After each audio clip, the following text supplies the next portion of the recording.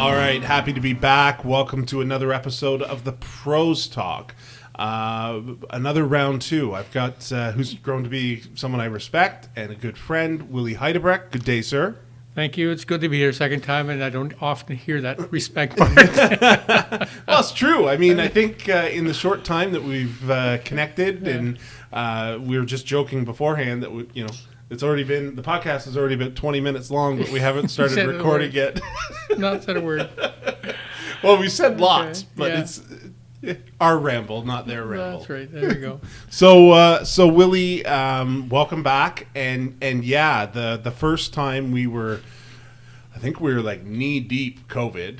And we did a Zoom session for your first episode. Yeah. So we're here in person. I'm glad for that. And it's happening more and more, and I'm glad to see. But why don't you give the people just a refresher, a little background on you and FBC? Okay. Willy Heidebrecht. Been, I guess, retired from teaching for 22 years this year.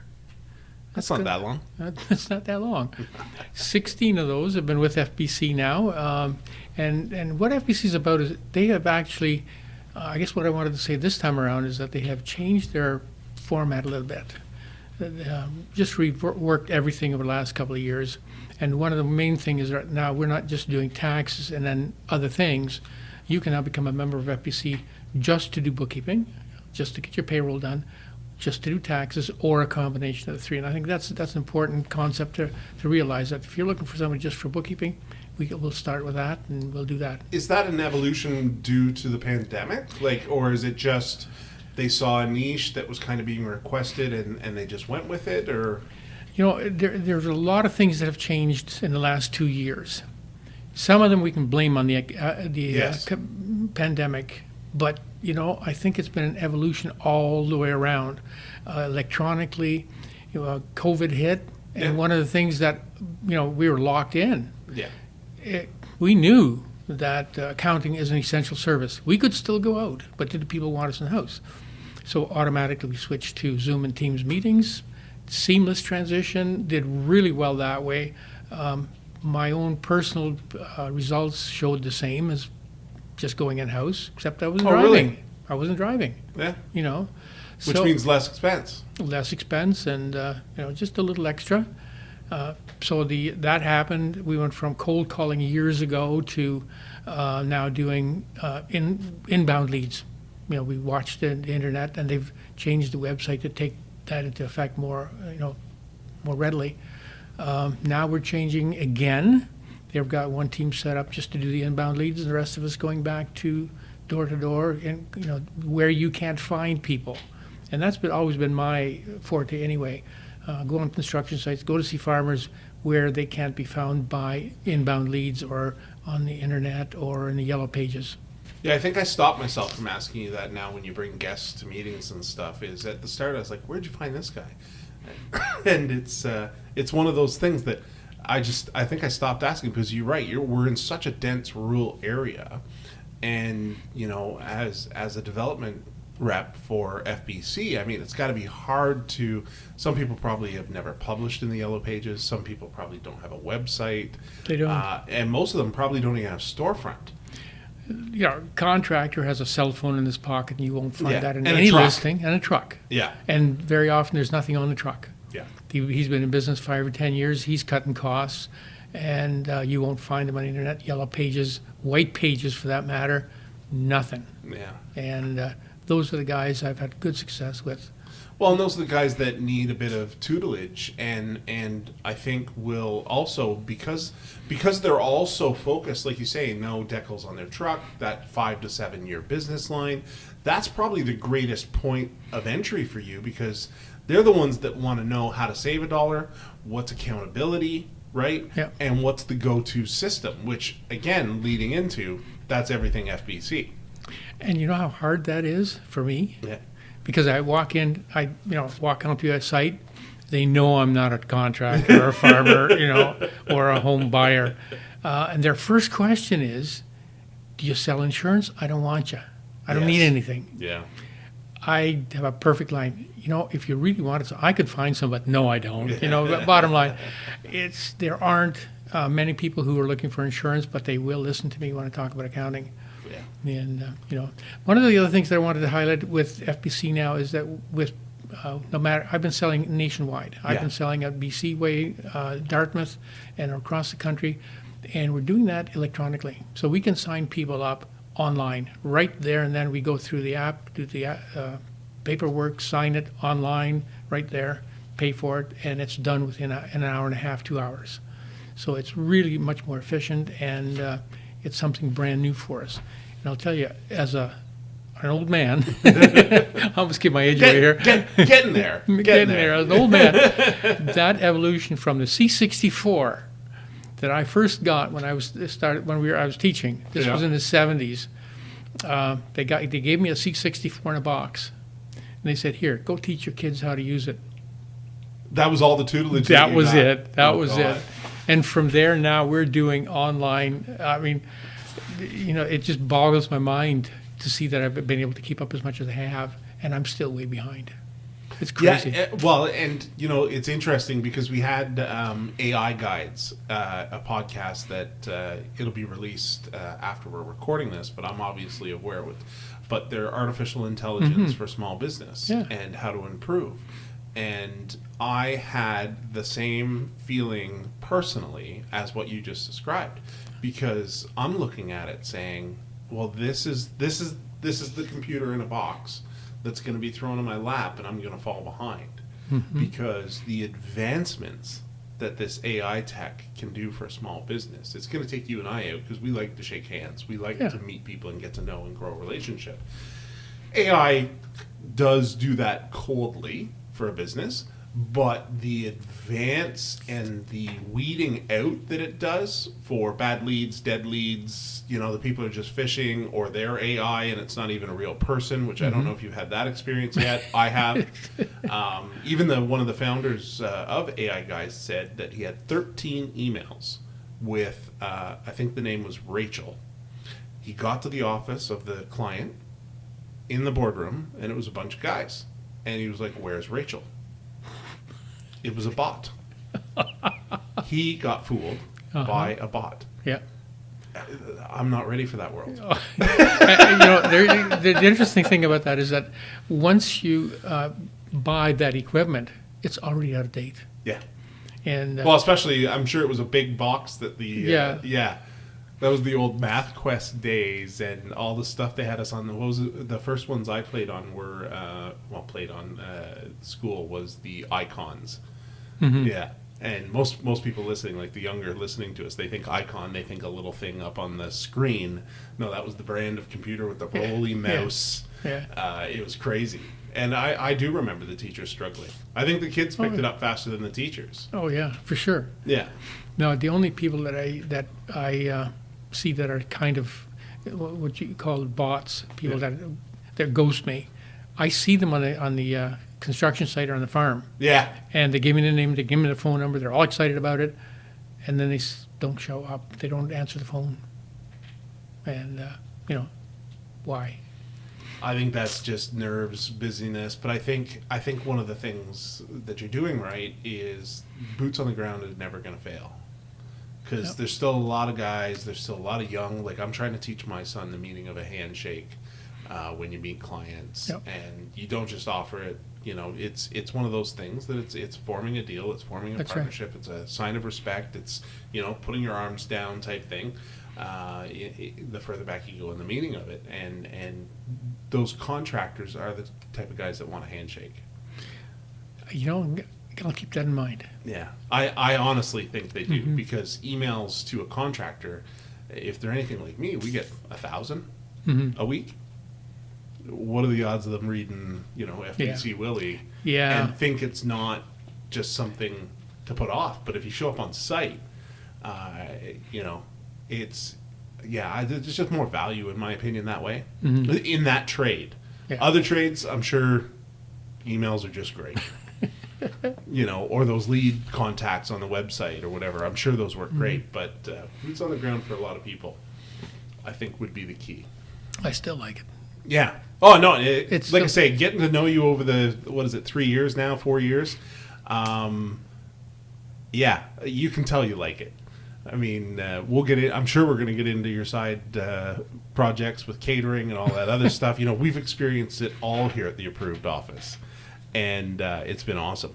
And it's one of those things that Thank it's you. just, you know, emails don't do the same. So, so taking so let's kind of go through. I think the best way for this episode is, why don't we go through kind of the process? So we've reached out.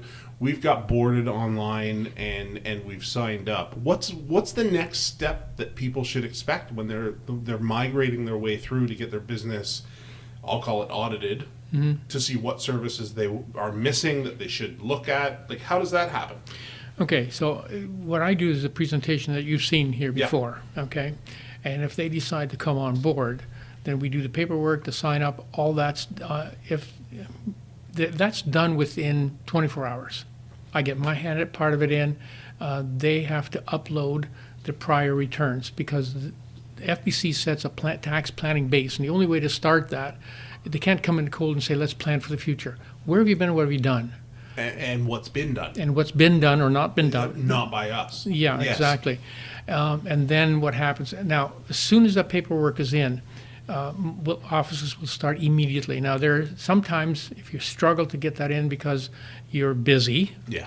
and the upload links last for 24 hours, it can go by the wayside. They will call you within 24, 48 hours anyway, just to connect, to say, come on board, what can we, this is what we need to do, this is where we're going, when can we come in and see you? And then a tax specialist will go out and sit down with them and begin that planning process, and maybe just pick up the paperwork that's needed. And it's probably not just a one and done session either, right? Like this tax consultant that you're getting, this is the next step, like away from Willy into the next bracket. This will be your go-to person, correct? That's right. Yeah. They do that through the office. As you can imagine, if I'm sitting here talking to you as a client and my phone rings, and by the way, I've turned mine off just for that reason. Me too. Yeah. It doesn't look good, Yeah. You're on the phone for half an hour with somebody else and you're here I'm wasting my time. So the idea is that when they're with you, they're working with you, and that begins the process for what is needed next. And that drives that. We're going to make reference, I think, and I do, the more and more you and I talk. Again, I was taught by my father on how to do business and watched how they do it.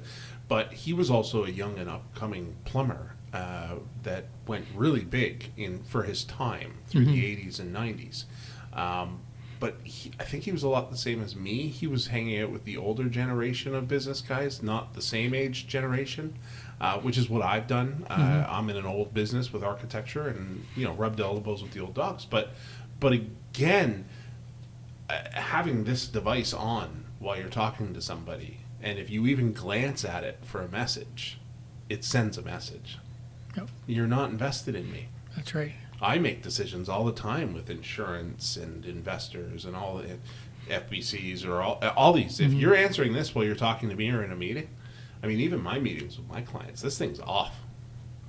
And it'll be, if I forget to turn my ringer off, it just sits there and rings and quacks and does all of its jazz in my office. But no, that's a sign of respect. Yeah, It's exactly. You just got to. You're supposed to be invested in the person you're talking to. That's right, and that's the difference between us and the traditional accounting firms, because you drop your papers off, it gets put on a pile, and if somebody more important On comes someone up else's desk. on somebody else's desk, then it gets to the bottom of the pile and may never get lifted off the bottom of the pile until the end.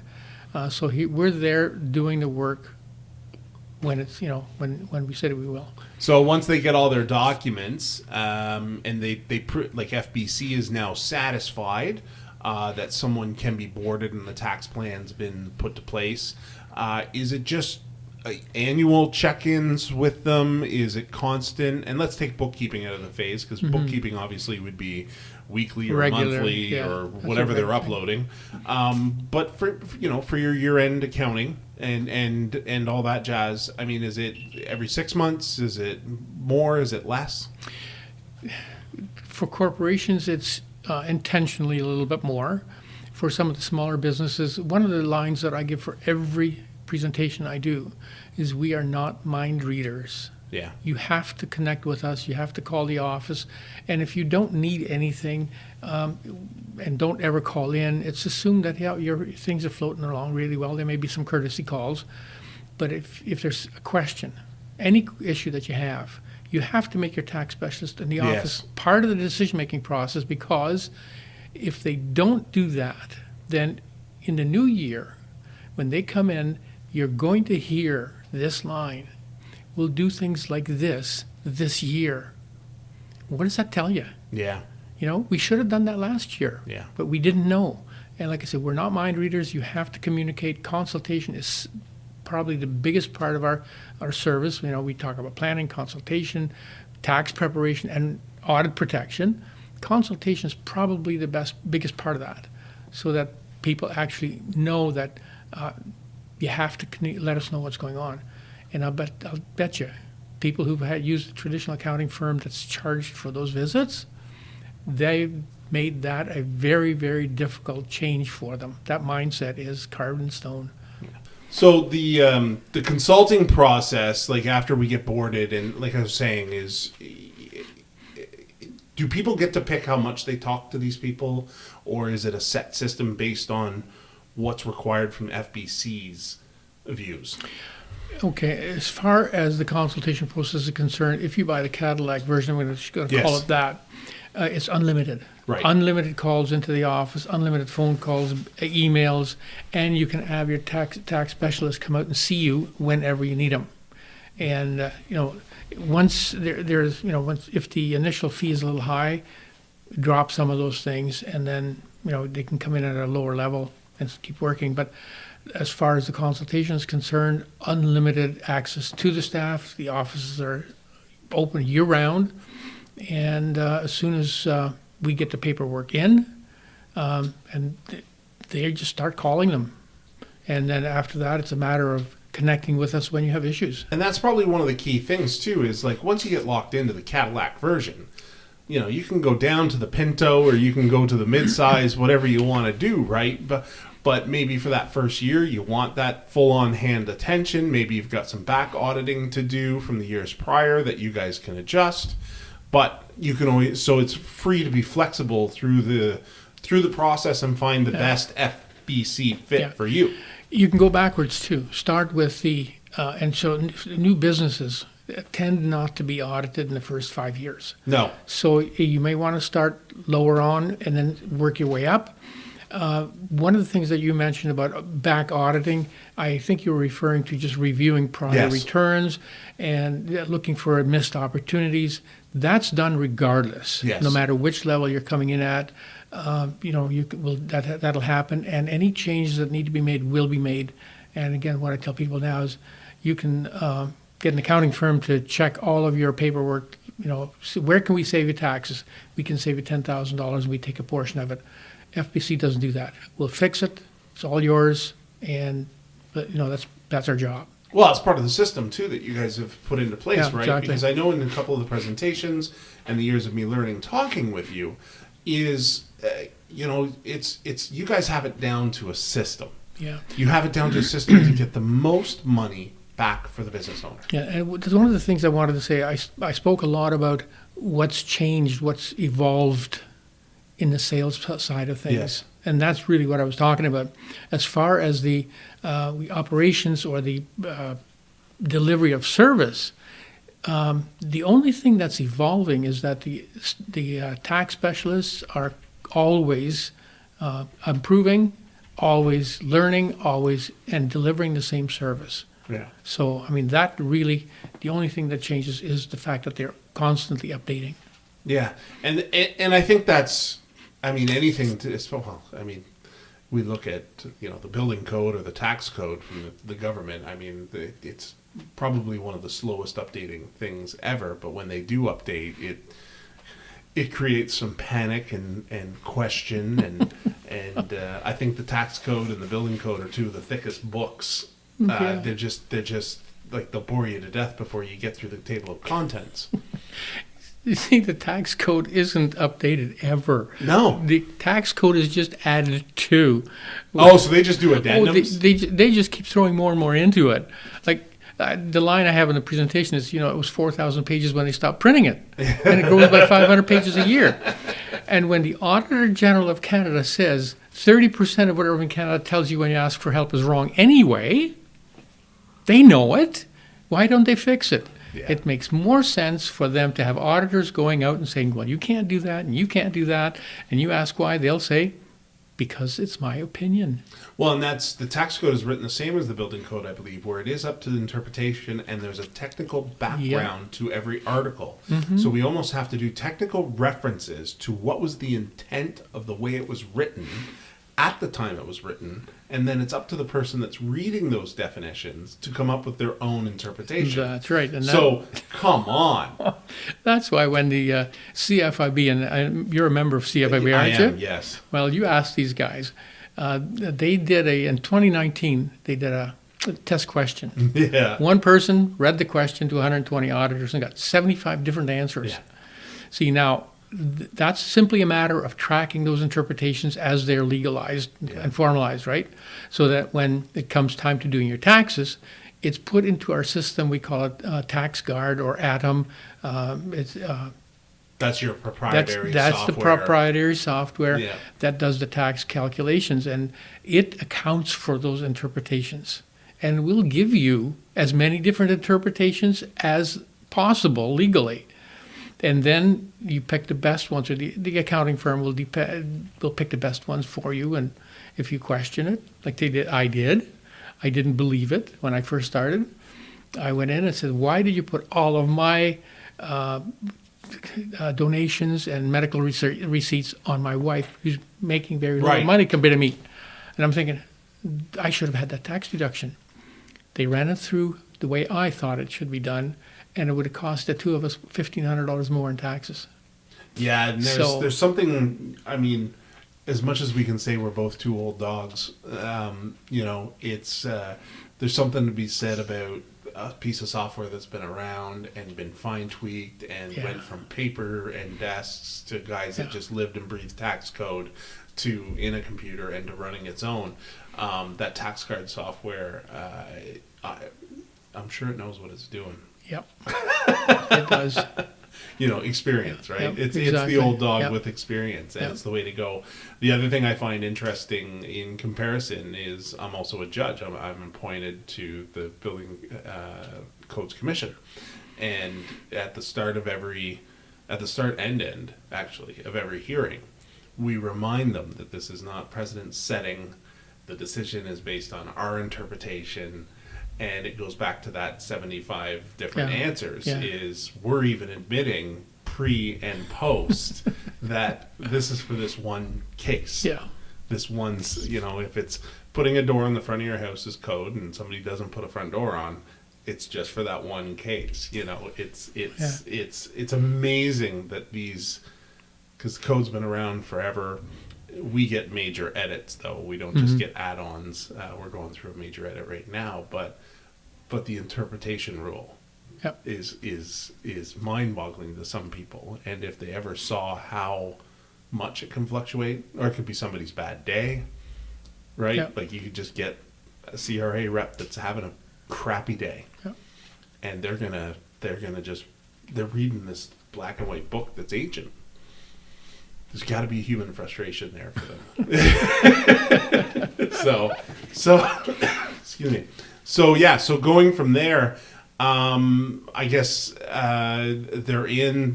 we've talked about them going backwards. That's the automated check to see what was post-year.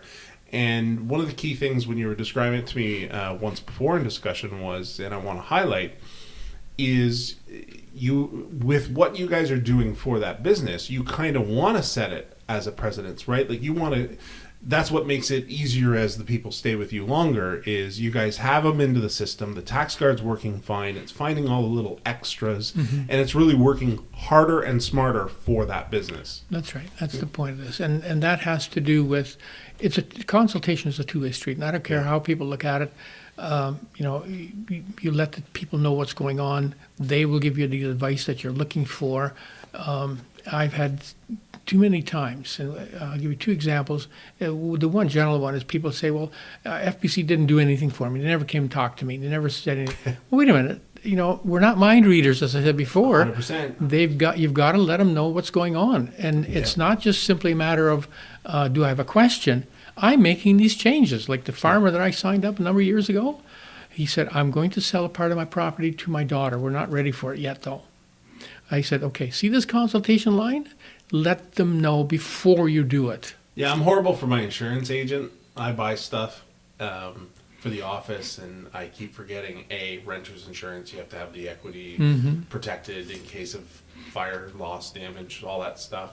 But also that a lot of times when you're leasing something, right? And again, we could probably get into that, but when you're leasing something, they want to make sure you have the proper coverage for that.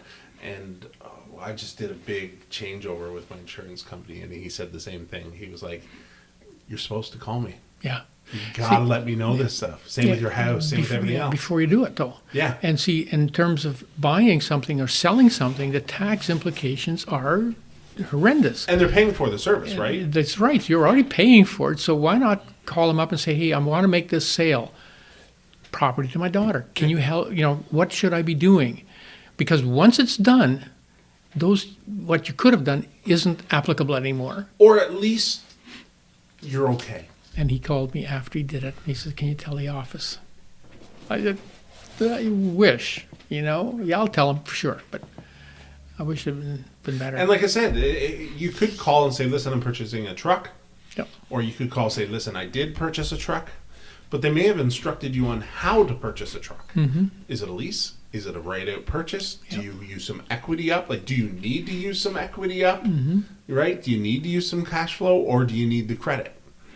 See, That's there's all. so many questions to ask, and that you're not thinking of when you want to buy that shiny new toy. Yeah, I'm always amazed with and I think it's the 5 to 7 year entrepreneurs, and obviously it gets worse in a sense to the 1 years, but it really is every facet of your money working for that business that needs to be questioned and used methodically. Yep. Because, at the end of the day, we all know 42% of that dollar is in jeopardy. That's right. It's 42% of it. It's so if you're paying for FBC to work for you, regardless. And trust me, everyone listening, over the years that I've gotten to know Willy and heard these talks to the groups that we've spoken to, it really is an open line phone call to find out what the best advice is. That's right. When you don't call, you're just wasting the expertise. That's right. And nothing else I can say to that because it's true. It is absolutely critical to do that. Whether you're Cadillac version or not. Yeah. Right? Like obviously the Cadillac guy, if you're paying that kind of dollar and you're getting these consults, probably your advisor knows or sees you more regularly that they know you're looking at a new truck. Because you probably mentioned it just in that conversation. And probably the benefit of getting the Cadillac version. But the ones that aren't the Cadillac version, it's send an email. Yeah, send an email and call. Absolutely. The Cadillac version implies that the cost is so much higher than something else, and it really isn't. It is designed to be as cost effective as possible, and when I go through that with we did member, one with the approved members. You did a demonstration of how many businesses and how much you're making, and the cost increases were so marginal. They're marginal, and the other thing is that you can do there are 3 ways now. Do a monthly payment plan as well, and again that has evolved. We used to take monthly checks. Now it's just done through a credit card and do everything online. So it just goes full service, the reduced service, and then the monthly payment plan for the full service. There are three ways to go with that. So I think that gives people pretty much a nutshell of the process and what they do, which, again, it's a well-oiled machine. It's been around forever, and it's doing what it does. You want to go into, I think we had both incorporations and I think you had something with HST. HST, Let's talk about the HST aspect. Well, one of the things that I've done presentations online or in groups to real estate, to farmers, to different organizations, and usually the people that sign up are the new business owners. Yeah. They're wanting some help. And my first question to them is, did you get an HST number? And their answer is no, because I haven't made 30,000. They've been in business now for 3 or 4 years, 2 years, even a year old. And my question is, when do you spend most of your money to start your business? Yeah. Hey, I preach this to every small business that comes into the program, even my own son. We had the same discussion. He's like, well, I'm not going to make $30,000, so do I need an HST number? And I'm like, are you going to spend $1?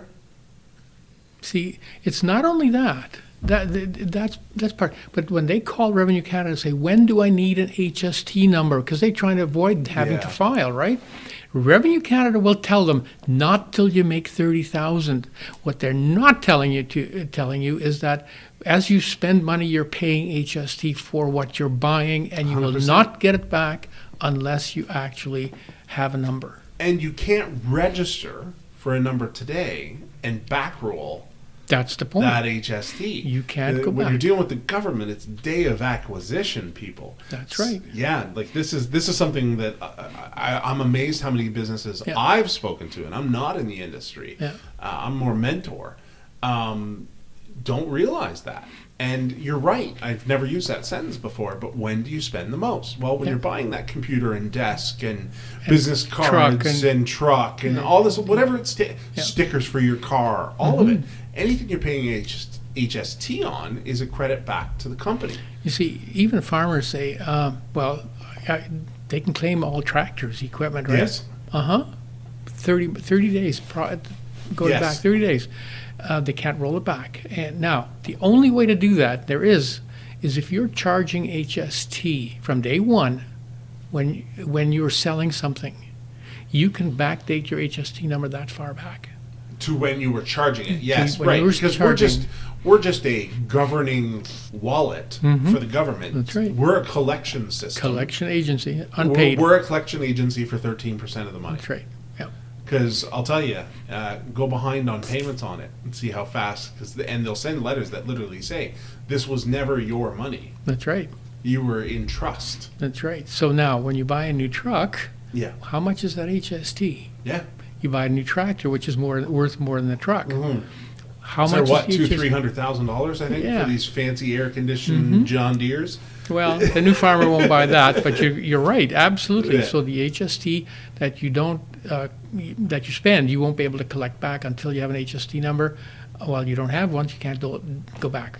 But That's even the all their difference. seeding, like everything, it's crazy. That's And right. It's amazing how many of these misconceptions. You and I sit here, and I bet you in 10 years from now, people will still be having the same misconceptions about when to get that number. Yeah. Just because you get it, you could still not make 30,000. That's right.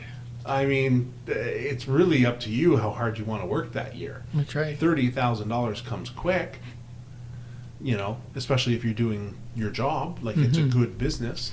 I know a baker, like a cook/baker, both of our side interests, but they were like, "Oh, I'm not going to get an HST number because I'm not going to make 30,000." They made over 30,000, and now they're getting that number and they're trying to write off all the stuff they bought. You can't go back. And they weren't charging, so now they have to. I think it's turning out that they have to pay the HST that they didn't charge for, so they're actually losing because they At went 30,000. over the 30,000. Everything over the yeah. 30, they owe.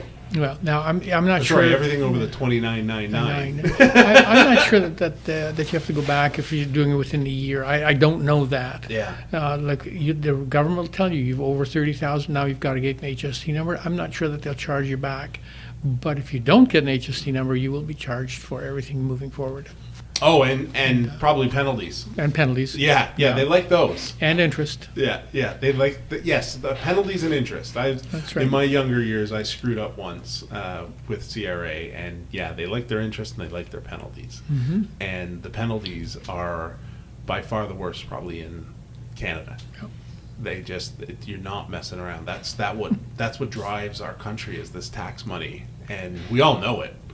I got a call, a robocall from, and I don't know why I even listened to most of it. I didn't, but it was a call from the IRS or somebody who's working, Right. Lawyers or accounting firms saying, if you owe the government, the U.S. government, so much money, whatever it was, call us and we'll get it reduced for you. Right. You can buy your way out of owing the government money in the States. You can't do that in Canada. Not in Canada, no. Not at all. Yeah, and those people, like, I mean, media is such a hot topic, and it's such it can be a false and a positive education tool for everybody. Mm-hmm. But, a lot of the major stations we all grew up watching are U.S., Mm-hmm. and we do see the buy your way out of debt with the IRS. And I know as a kid, I'm probably asked my father even, does that mean we can do that to get out of this or get out of that? And he's like, no, it's American. You can't do that in Canada. It's one of those, people got to watch where they're getting their knowledge from. That's right. For sure. I think that's a statement that we can say for the whole 2 years. Watch where you get your information from, because you could be watching something from Sweden. That's right. It's so easy and so connected to do. While you're on your trip to Italy, we could be watching and talking about the same newscast. Yep, for sure. Because you can stay in touch over there so simply. Well, do you remember when Ontario went dark in 2003? Yes. We were in Switzerland, and we didn't know what was happening here until somebody over there, family there, said, hey, do you realize that power's out in all of Ontario? Had no idea. Yeah. And saying, okay. So you're right, absolutely. Yeah, it's and then even one step further, I remember in whatever it was, 99 or whatever the ice storm was. I forget the year of the ice storm. I'll have to look that up. Yeah. The ice storm that happened here in this region, I was in Belleville at the time. So it was like 98. Yeah. And we were on our way back just to see Mom and Dad for the weekend. And we got just outside of Belleville, turned away by the Army. Mm-hmm. But it was gorgeous in Belleville. Yep. But no news, no media, because it was dark. It was just such catastrophic that they were too busy dealing with what was happening. Were you in Kemptville at the time? No, we were in north of London, Park Hill at the time. We had our daughter and her husband were here. So again, probably didn't know what. Oh, we knew our daughter lives was here, and I got to give a shout out to the bakery in Kemptville. They were using their big ovens, which were wood-fired brick ovens, to cook meals for the town of Kemptville. Virtually turkeys and hams. The stories that came all over the place. The stories that came out of even my father, it was a time of distress when everyone really showed their true colors. And I think you can always count on the human race to do that. Absolutely. I mean, what we're going through now with this, this virus, this cold, this flu, I don't think it's a true judgment. I think I've said to a few people going into the future, when they look back on the Canada flu or whatever they're the Spanish flu version of this generation, the negativity and stupidity and ignorance. I don't think it's been a good representation of human culture. And I think people are almost like a matchstick. Mm-hmm. It takes such a small little strike to set people off today. And I even with what's happening this weekend with the truck convoy, I always say, this past weekend, I always say that it's, one Yahoo. Statistically, you're going to get one bad kid in the class. Mm-hmm. As a teacher, I'm sure you expected out of the 30, there's Johnny, that one kid that is going to need the attention and the that don't do that look.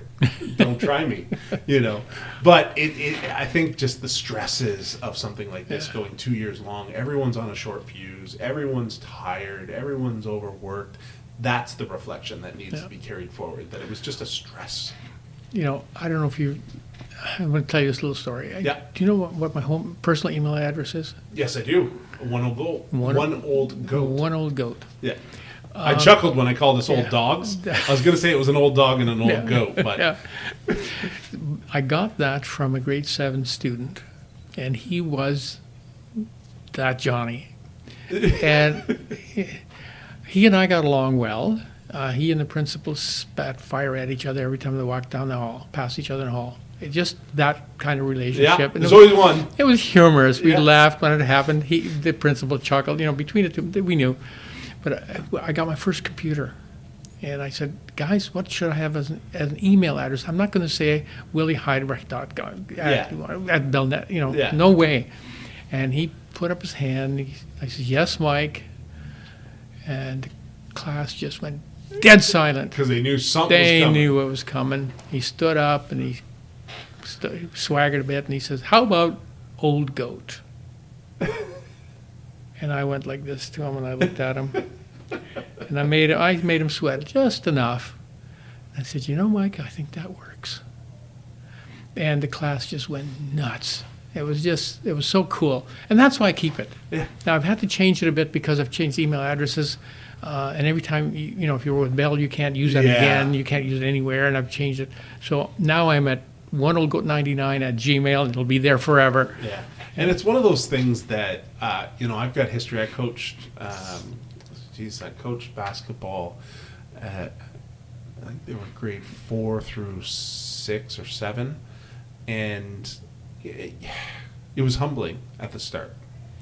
I had a francophone teacher that was teaching, both English and French courses, and no other teachers had stepped up. The basketball program was going to be canceled. So I stepped up. But you still have to have an affiliate of the school present for the insurances and Yeah, that's right. liabilities and everything else. So she didn't know anything about basketball, but was willing to put the extra time. So she literally sat on the bench and did her educational end-of-day stuff. Yep. Which was great. Now, by the end of it, she was coaching as much as I and fell in love with it and the time with the kids. But where I'm going with this is sometimes Johnny needs recognition Yeah. or accomplishment, but also to get an uproar of class. I bet you after that comment, it was probably one of your best days of focus. It was because, phenomenal. again, the stresses to go and have to build a relationship with this teacher for a year and go on and go forth. Sometimes it's just those fun little connections that you have to have, and sometimes the bad apples or the troublesome apples, maybe they're not bad, just trying to express themselves in a certain way. Yep. And I hope Mike's listening, because if that email address still sticks, that's a testament to the fact that you're not going to forget him. He wasn't just one off, Yeah. and he made an impression. End of day. It was amazing. I had one kid that was on the basketball team, and I won't use names because I'm guaranteed he's still in the community, but I was under pressure to cut him from the team because he had learning disabilities and social disabilities, and it was going to be too troublesome for them to put on a parent. I was like, well, let's try it out. He was a handful. And he did not. He would score on the other net. He would go the wrong way, just for the jokes. He was just a wild card. He made me smile more than anyone else. It was funnier than I could ever expect. Yeah. And I think he knew it. I wasn't making fun of. He was being funny. Yeah. Just to get the attention. But I stuck it with him. And one of the reasons I told the teachers in front of the parents is this kid will never play high school sports because he will be cut. Because it gets too serious. Yeah. This is Fun. This is young. So Yep. when he scored his first points in a game, the only points he scored in the 4 years I had him, the team picked him up. They celebrated. He was beet red. He Yep. ran over to his mom crying. That was value. And I think it's amazing Yep. to celebrate that way. But you gotta just, where I was going with this is all this idiocies of stresses or conformancies that we have to treat these bad apples, and it's crazy. But this young guy, I'll tell you, when he scored those 2 points, Yeah. it was special. I'll bet you. I've got a few of those stories. You have to. Oh, geez, and the one It's the reward for taking care of all of our kids for generations. The one I really like to share is one I can't name names because it happened in a local community here when I was supply teaching. And I walked in, and the vice principal said, you got a new student, has not yet ever stayed in a class with a supply teacher. Awesome. Never stayed, been in a, she's always been kicked out every time. If you send her to the office, we'll keep her here. We'll hear her. We've done that before. I walked in, and I always bring my toys with me. And the toys I had with me were a mystery box. Yeah. Stick your hand in it, not scare the bejeebers out of you. Right. And so what happened was I played the game at the beginning of the classroom. Everybody was fine. I said, okay, let's get to work. Went through the whole process of getting to get the job done. I called on her to do it as well. And at the end of the day, as she's walking out of the classroom, I called her back to my desk and I said, "You're still here. And I understand that it's been a problem. Supply teachers have been a problem for you." And she says, "You talk to me." Yeah, sometimes inclusion, That's right? all it was. It's crazy. Like you say, I was a leader through scouting. I've done basketball coaching. I've volunteered, parent council, and then I even remember once. Maybe you're cut from the same cloth, but I remember once I was at an in-laws of my first marriage at an in-laws. I think it was like New Year's Day. They got together all the time. The parents would be inside, right, playing euchre and Christmas cheer and New Year cheer, and all the kids, because we were at the lake at the cottage, they were out skating and tobogganing and playing hockey and all this other stuff. So I was out there. I got no interest in doing 9-to-5 talks on my holiday, and I enjoy kids. So I was outside, and I remember on the way home, my ex was saying that, "Oh, they were all mad and thought you were mad, and you're not associative or social with them," and blah, blah. And I was like, what about the next generation? Like, what about the kids? Like, I had a riot. Did you guys have a riot? And she's like, it was okay. And I was like, oh, well, I had a riot. I'm out there dunking kids in snowbanks and tying skates and reffing and whatever, throwing kids down hills on the toboggans. Like, that was fun. I was like, I enjoyed my day off. So sometimes people are cut, like say the teachers, there's got to be enough reward to do the years that you did to have kids that you can sit here today and remember the names of, remember the situations, and smile when you're telling me the stories. Yeah. Oh, there's a few. So is the same retrospect to the clients with FBC? Yes. So we're a bunch of you see what high school kids that you're getting to mentor and see what they learn over the years? Yeah. I find myself in a sense teaching adults. Yeah. Okay, and to me it's a serious job. I take it seriously. I treat it with respect, I hope. One of the things I tell them now, I still remain part of the team, even though I hand them off to the operations, to the tax side of it. If you have any questions, give me a call. And they do that. They'll email me and they'll tell me. I will call them on occasion and, sure, be glad to do what you ask. We became friends on the phone and in the meetings. And that's important to me. That's hugely important to me. Yeah, that goes back to our first kind of topic, was the dying breed of that social connection. Yep. That's my only fear of technology and stuff. And people ask why. I think I've said it a cajillion times on the podcast. I say it when I'm mentoring, is a lot of times that meeting, you want it to grow into a business friendship, but it's also an interview if we're going to get along. Yeah. I'm sure the consultants do that too, is you got to make sure that consultant is able to work. If not, we have other consultants. Yep. We'll find the right match for you. Yep. Right? Yep. Darren Javot is another one. He's a wealth management guy. We've done podcasts, and I've become a great friend with him. And he's the same way. He's like, O'Farrell Financial has a depth of agents. Is that right? And we'll find the right match. It doesn't mean the one we give you first is going to be the match. So FBC's got to be the same implication where, just because, Bob shows up at your door and he's your consultant and you got along with Willy amazingly, Or do you have some feedback after you, because you get to know them? Do you have a feedback of, or are you able to tell the office at all that maybe Bob isn't a good fit for this person? I have to be very careful with that, but yes. Yeah. Because, well, I mean, you're the one that gets them in the door. Yeah. You're the one that's built a relationship probably with them already. And you know their idiocies, requests, and how they operate. Yeah. See, if they suck at computers, you're not going to give them a young, tech-savvy guy that wants everything emailed. Well, see, that's the office responsibility in terms of, emails and such, getting that. What I do say to them is, if Johnny has bad breath and you don't get along, let us know. It'll be switched. You know? I mean, I'm keeping it very simple and very non-specific. Try not, if it doesn't fit, like you say, we've got enough people that we can make the switch, and there's no repercussions. No, it's just another consultant. It's just a consultant. But you might as well do it early. Yep.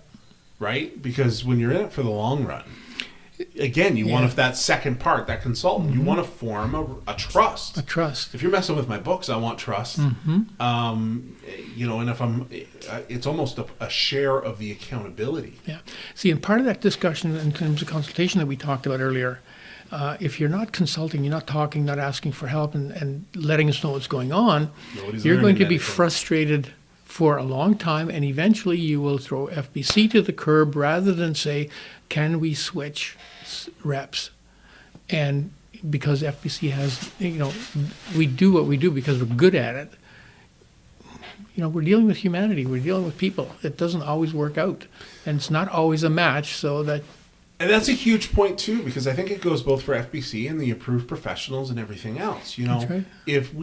For the approved professionals, if we weren't in a pandemic, I remember getting the calls for people that were renewing their memberships or whatever, and they'd be like, well, what have you done for me this year?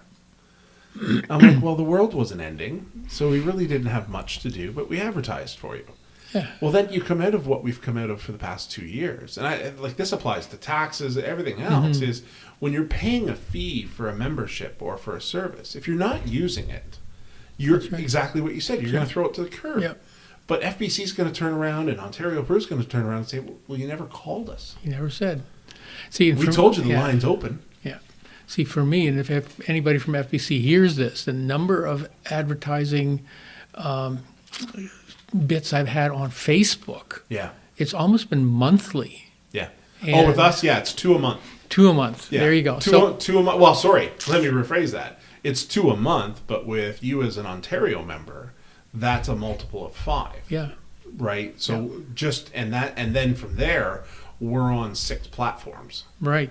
So it's 2 times 5 times 6. Yeah, so you can't complain that no. And then the advocacy and the representation, and same with you guys. They may not know you guys have written the CRA to resolve a little issue. Like the error comes in, you guys resolve it. Nothing happens. Everything's good. It's been proven. It's protected. The client's like, well, what did you do for me? Oh, well, we stopped 7 audits. Yeah.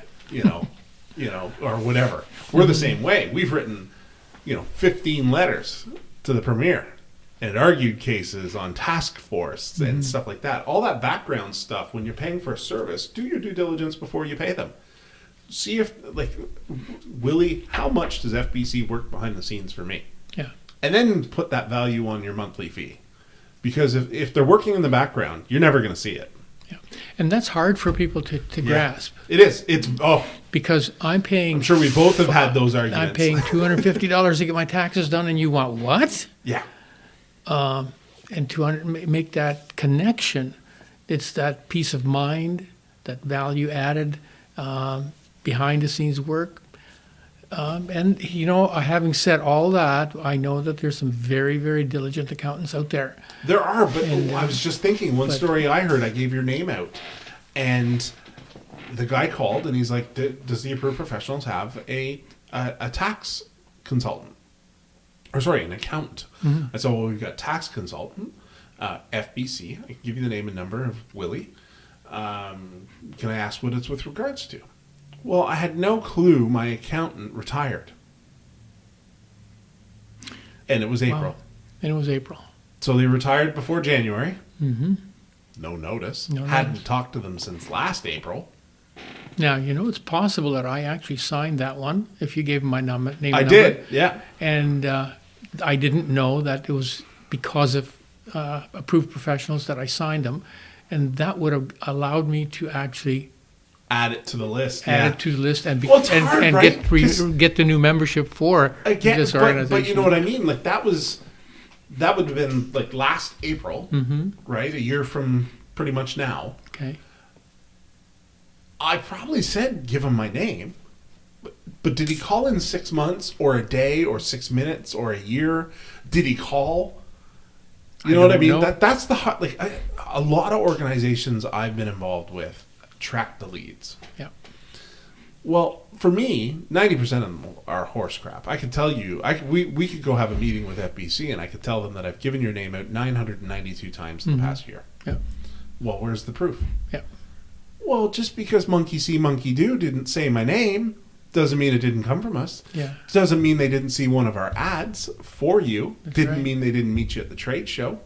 See, and what happens is if they call into the office, into FBC, they're dispersed to whoever. Yeah. And they'll never know. So it's really important that if you're giving my name, call me and let me connect with them if they'll let you. Yeah. Well, and that's the other retrospect that a lot of people don't get is we have a bank of cards up here of all of our members. Yeah. I do probably 100 interactions a day.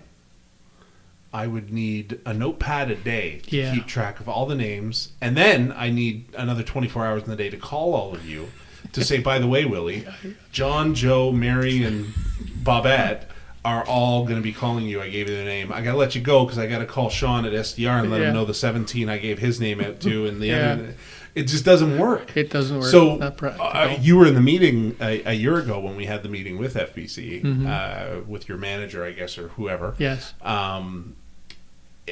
And that was my reserve, is I was sitting there. He was asking for proof of referral. Yeah. And I'm like, I almost want to say, do a Facebook ad and tell me all the names of the people that looked at it. You can't. You can't. There's no way. And how many of us have bought something that it took 7 or 8 times that we saw the fancy new gadget on TV? Now tell me what channel you saw it on. Yeah, exactly. You can't. But, I mean, that's reality. It is. It is. But if that story rings a bell, chalk one up for Ontario approved, because that was me. Because I was like, I was just devastated. I was like, I couldn't imagine being in that situation. Yeah. I talk to my accountant monthly. I'll have to get the name from you later. But I'm hoping that if this part of it gets aired, that the guy that's asking for the proof will watch it, because I think that's where I think you're going to have to be my referral to show him this podcast. I intend to. Because this is another avenue. I don't know if you, I know you're not a big social media guy, but we did publish on the Pros Talk on our page. Where would you think our podcast is the most downloaded? Just off the cuff, if I was asking you. I have no idea. Would you think Brockville? No. See, I would, because that's where I'm at. That's where I'm advertising it. That's where I'm talking to people from. Right? But I bet it's not. It's Toronto. Yep. And we had, it goes up when we're recording, it comes up in February, this Friday. Young Farts RV Parts from Alberta, who were on Dragon's Den and found out about our podcast. And we've had 2 other people from Dragon's Den reach out. And Loft. Have you heard of Loft? So they're communal office space in malls and stuff. Yeah. You can go in and they have a printer, they have a fax, they have an office. You and I could have a meeting. You don't need an office. That's right. It's all across Toronto right now. It's coming this way. They've reached out and they looked up the top, I think he said top 15 business podcasts, and it was us. We were in the list. Wow. And they're doing the circuit. We only had 6 episodes. Wow. At that time. So, again, that listening. So, if Willie gets a call from Toronto, who's accredited? You wouldn't think it was us. Yeah. You just wouldn't. Hey, listen, if they call me, I'll ask. Yeah. Yeah, I asked too, but a lot of people say they don't remember. Yeah, that's part of it. The other part of it is if they call the FBC 1-800 number, or they look us up on the Yellow Pages or even on the web and say, then they call it in. then it's automatically just funneled where it's going. It's a diluted. Yeah. There's no way of knowing. No credit to you. None at all, because and is it credit to me? I'd like to sell them all, right? That's my goal, but it's also then the credit here to approved. Your expenses. Ontario approved. No, not even that. Your everything's. If trade shows aren't working, they're not going to let you go into a trade show. Well, if CFIB is not working, they're not going to let you go into CFIB. If Kempville Small Business Network isn't working, they're not going to let you go into that. Yeah. And then that all becomes out of pocket for you. Yeah. Right? Which most of us tend to make a paycheck not to spend it on the business that we work for. You hope for. That'd be Good bad. luck with that. Yeah. That's called entrepreneurialism. Yeah. I'll you tell you. spend all your money on you. When I was teaching, I spent over $1,000 in one shot one time just to buy science equipment that the school didn't have, so that I could run workshops for kids and teachers about some of the discrepant events that really make science fun. And I kept it until about 4 years ago, and I handed it off to the high school locally. And but I was done with it, But yeah, you're right. You spend money for. You want to have a good laugh. Yeah. And with the kids, even with the grandkids, Google and look on YouTube for Shaquille O'Neal spends $70,000 at Walmart. So he holds the record for purchases, a one-time purchase at a Walmart store. He went into the store. Mm-hmm. It's when he got traded to Miami. All of his stuff got lost. And he was a young, drafted NBA star with a huge signing contract. So him and all of his buddies at the apartment went into Walmart. Oh, I see. And spent $70,000 in one night. And he's sitting, I think he's on Jimmy Kimmel or Jimmy Fallon. Mm-hmm. And he's not telling Jimmy the story. He's telling another celebrity the story, and they're dumbfounded. And he's like, well, I had the money. They just couldn't process it. So he got the call that his card was being used at Walmart for $70,000. Yeah.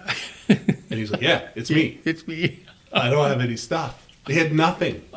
The microwaves, TVs, he bought it all. The pants, underwear. He talks about it. It's a great interview. I encourage anyone to listen to it. It's actually quite funny. But, it's one of those avenues that, again, he was being paid to play basketball in Miami, and he wanted to be able to get dressed in the morning. Mm-hmm. But with you and I, it's tricky when you're trying to prove to that. Because I remember how stressed I was when we were talking to the FBC last year. And this year I'm not as stressed about it. I'm just, I've argued my case. I've shown my worth. And especially with the Ontario approved, one of the things that I've been saying to a lot of people is, this past 2 years, if anyone doesn't see the value in advocacy and to have a voice, I can't convince you otherwise. No. You're in the trade show, though. Yeah. That's we're airing. I believe your episode is airing the weekend of the trade show. Oh, is that right? Yeah. So we'll come down to Leo Boyven Center because you and I will be sitting there. Yep. And are you excited to be back at trade shows? Yeah. Yeah. I am. Yeah. I can't wait. See, and that's what I'm glad. I'm glad you moved it to the week you did, because it's the week before that the farm show is going to be on, if it's still going on. I would imagine it is, but it'll be fun. Is that's not the plow match? No, the Ottawa Valley Farm Okay. Show. The plowing match is in summertime in September. That's in September. Oh, that's right. It's far in. Yeah, so that's in September. So it won't spoil anything for No, anyone. no. So the trade show, this will be the first in our region, so in all of Leeds and Grenville, really. Mm-hmm. We were the last. We actually had 2 cancellations the last year we ran, which was 2019. 2 people canceled it because of COVID. And I remember asking my assistant at the time, what's COVID? Like, what are they talking about? It was a company, I think it was Bath Fitter out of Toronto. And I'm like, I have no idea what they're talking about. And I knew we were having this damn show. Yeah. Like, this is just not in Dave's blood to go the other direction. So we had the show. It was okay. We definitely saw less people because of the threat of what we learned was this pandemic. And now will be the first show. Literally, we moved it because the premiere, to have it in February, we would have been 50% capacity for sure, with the possibilities of them changing their tune. March, we're golden. We're the week of the 50% gone. Yeah. if everything stays to plan. So we've secured beaver tails. We'll be there all good. week. And we're in talks with the Canadian Lumberjack Show to do a tournament outside. Oh, wow. You know, the chainsaw cutting and carving. No kidding. That'd be fun. I think so. I think the way I want to approach it is I want to give people a reason to celebrate. And again, human connection is what I know we've all lost loved ones and we've all been pinned down and stressed. But you know what?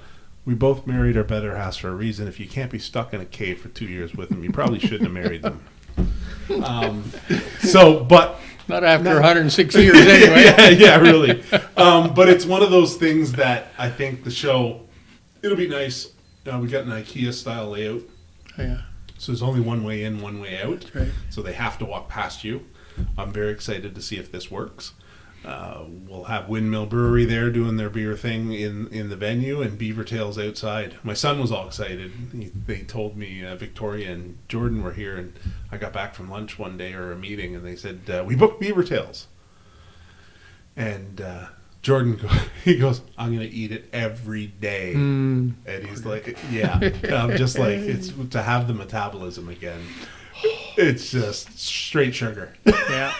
So we're excited to have that. That is confirmed. I did look at Victoria and I go, so how much? Like, you say they're guaranteed and confirmed. What did it cost? And she goes, oh, I got too excited. I said, you make a good wife one day. So they're booked, but we don't know what I assume they're just doing sales. That's what they tend to do. But their comment were they were very pro Prescott. They've been doing pop-up shops. I think, did they come to Kempville at all during COVID? Was there a session where they were opening up at like a grocery store or something for just one weekend? I haven't seen it. No, they did in Brockville. They did in Gananoque. They did in Prescott. They said the Prescott one was by far the best. So which means they'll draw people in too, as long as they're vaccinated. If that's still in place, we're expecting that to still be in place. Yeah. But the Lumberjack Show is the one I think, if it's on TV, I'm stuck to it. Yeah. Watching these guys climb the logs, roll the logs, whatever they're going to do, or the fast yeah. cutters. Like, it's crazy. And I don't think it's ever been done down here. So it'd be a good little celebratory mix to the event. It'll be time. Yeah. And later in the year, hopefully, we've got good weather. Yeah. Because I can't control that. That's true. Well, yeah. I guess End I of wouldn't March? think of that because we'll all be inside, but you're right. Well, you're an early riser and stuff, I'm sure. Yeah. The sun's been changing. I know. It's been nice. It has been nice, and I think we're getting to a point. I know I'm popping up at like 10 after 4 now. No. And I'm like, oh, that's a sign. You know, that's spring's coming. We're going to stare the gopher down tomorrow. Are you? Well, it's Groundhog Day. Groundhog Day. So I have all the signs are on the wall, and out west, I've heard have already had some nice weather. So I'm hopeful. Mm-hmm. I'm hopeful for an early spring. We've only had one major snowstorm. That's right. One. But, you know, I'll tell you, I'm glad it's cold again because I hope it lasts at least until the end of February because it's healthy and the colder it is, the better I like walking at night. Oh, really? Oh. I hate it. Oh, jeez. I'm a golfer. No. You know what? Actually, that's not true. I'm a spring and fall guy. Yeah, well, I think fall, there's nothing prettier. I don't like summer. Too hot. Yeah, it gets extreme. But we said we're not going to camp this year in that Canada Day weekend because we went with, I think I've told you this before, we went with a group of the professional executive. And we all got sites and we all went. Well, I'll tell you, we just sat. We couldn't move. It was so hot. I know. That's see, this way, I was afraid I wouldn't be able to walk all winter because of the cold. Yeah. It hasn't been cold enough yet to keep me out of the streets. No. Not yet. I find, too, when it gets to that like extreme cold that we've had. Like, what's extreme? Well, the minus 27s with the wind chill. That's still okay. Yeah, but I mean, minus 27 plus the wind chill. That's okay. But if you dress smart, you're okay. Yeah. Like, you don't go out in a T-shirt. That's right. You know, so if you bundle up, you're good. But I also find that it's, because I'm a nature guy, I'm an outside guy, you can hear more. Mm-hmm. See it and hear it. Yeah. Like at night. Yeah. Like I have a flashlight with me and I turn it on when the cars come by and I turn it off. Yeah. Yeah, And because otherwise you're blind. I mean, Yeah. your eyes won't adjust, right? And, yeah, exactly. And the stars have been so bright in the last couple of nights. Have you seen an owl yet? No. I've seen one every year but this year. Is that right, eh? But I got friends that are posting them on Facebook, driving me absolutely bonkers because they've seen them. Okay, did I see one or not? It might have been something else, because I did see something just fly. It was at the Kempville, where just on Bedell Road, they have the college used to have a wild forestry center. Right. I saw a black flash, and I looked, and sure enough, it was the only one I've seen. Last one we saw, Natasha and I were driving to pick up one of the kids. And it was late at night. I saw something scurry across the road, and then it was gone. Fox? Well, the owl came down and got it. Oh. So I was pretty sure that's what it was. Okay. So I put it in reverse. They'll feast right there. They don't go anywhere. Owls are, if they're there, you see a photo within an hour, you could probably drive and see that owl. It'll be there. So I stopped, backed up on the county road, put my high beams on, and there it was, mowing down right on the hydro wires. On the hydro wires. It had a mouse. Okay. Yeah, Okay. well, I assume a mouse, Yeah. or a mole or a mouse or something. And yeah, Natasha was like, "How'd you see that?" And I was like, "Well, most mice don't just get up and fly." No. So it got eaten, but the owl was using the county road to hunt. Mm-hmm. So as the lights came through it, or cars came through it, scaring the mice, and he swooped down. But I'll tell you, it had to be inches in front of my bumper that he just caught my eye, and he got in and out of there. But they're magnificent They're beautiful. creatures. Yeah. Yeah, and the ones like the wooded owl and the barn owls that blend into the, like, just incredible.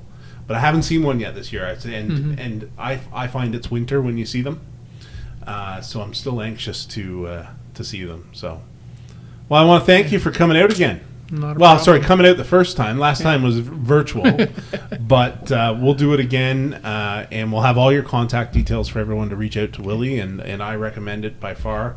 Like I say, I've gotten to get to know you, and the amount of respect and friendship that's there is... Appreciate it. Yeah. No, it's been... And it goes both ways, honestly. It does. Yeah. So. Super. Thanks again. Thank you. For more information, please contact Willy Heidebrecht at 613-850-2349, wheidebrecht at fbc.ca, or visit www.fbc.ca. Thanks for listening to another episode of the Pros Talk, an SME podcast, hosted by Dave Annable. For more information, visit www.ontapproved.ca. The Pros Talk is an Ontario-approved professionals production. Special thanks to DCE Media Productions, dcemediaproductions.ca. Thanks for listening, and be sure to subscribe on any of the available platforms.